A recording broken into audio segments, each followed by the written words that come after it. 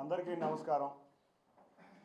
నిన్న మేమందరం కలిసి విజయవాడ తెలుగుదేశం కృష్ణా జిల్లా ఉమ్మడి కృష్ణా జిల్లా తెలుగుదేశం నాయకత్వం కలిసి రాష్ట్ర ప్రజలు బాగుండాలని హోమం చేశాం. అది దిగ్విజయంగా జరిగింది.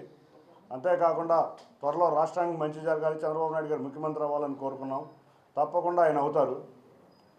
గత కొద్ది రోజులుగా మన స్థానిక ఎంపీ కొంచెం మతి భ్రమించి ఇష్టం వచ్చినట్టు మాట్లాడుతున్నారు. వారికి ఓటమి భయం పట్టుకుంది. ఆ ఓటమి భయంతో ఆయన ఏం మాట్లాడుతున్నాడో ఆయనకే అర్థం కావట్లేదు.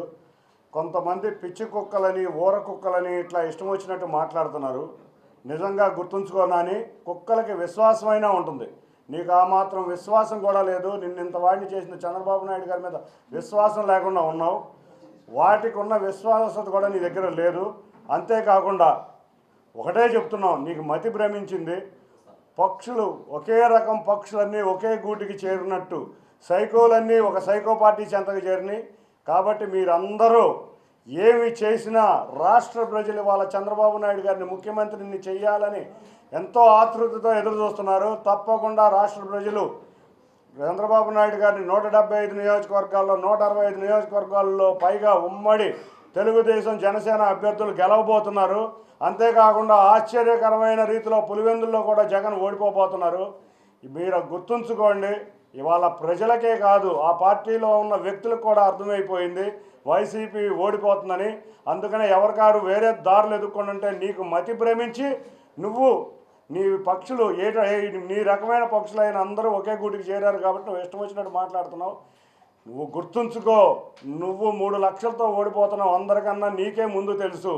నువ్వు అనుకున్నది నువ్వు నీ ద్వారా మళ్ళీ నువ్వు ఎదురుగా ఇది చేయటం నీకు అలవాటు.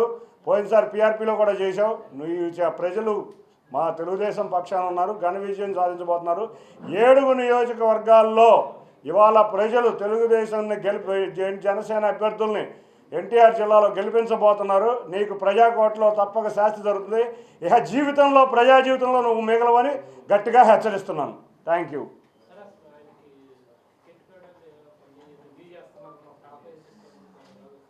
ఇవాళ అతను అవినాష్ అనుచరుడు. మొన్నే చెప్పా, అతను అవినాష్ కింద అనుచరుడు. ఇక్కడ తెలుగుదేశం పార్టీలో ఉన్నప్పుడు అతని ఆదరణ ఏ విధంగా ఉండేదో మీకు తెలుసు. మా నాయకులందరూ ఇతని మీద ఇష్టం లేకపోయినా కూడా మా గౌరవ ఎంపీగా గౌరవించారు.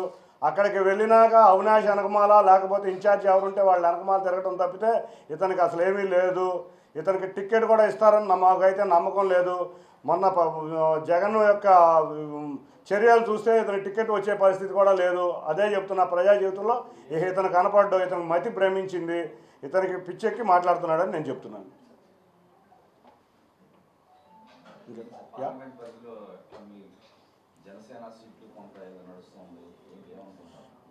ఇప్పుడు తెలుగుదేశం జనసేన ఎవరెక్కడ నుంచోవాలనేది మా నాయకులు ఇద్దరు, పవన్ కళ్యాణ్ గారు చంద్రబాబు నాయుడు గారు ఒక డెసిషన్కి వచ్చారు. వారు త్వరలో అనౌన్స్ చేయబోతున్నారు. అంతేకాకుండా ఉమ్మడి మేనిఫెస్టో కూడా అరేంజ్ చేయబోతున్నారు. మేమందరం ఎవరిని అనౌన్స్ చేసినా కూడా కలిసికట్టుగా ఉండే 7 అసెంబ్లీ నియోజకవర్గాల్లో అభ్యర్థిని తప్పకుండా గెలిపించుకుంటాం. Thank you.